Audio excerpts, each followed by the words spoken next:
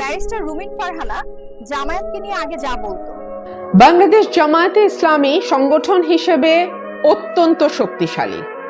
গত কয়েক বছর বিএনপির সঙ্গে প্যারালালি যেই দলটির উপর ক্রমাগত নিবর্তন চালানো হয়েছে, যেই দলটিকে ভাঙবার চেষ্টা করা হয়েছে, যেই দলটির নেতাকর্মীরা জেল জুলুম থেকে শুরু করে মৃত্যুদণ্ড পর্যন্ত নানান রকম নিবর্তনের মুখে পড়েছে, সেই দলটির নাম হচ্ছে জামায়াতে ইসলামী।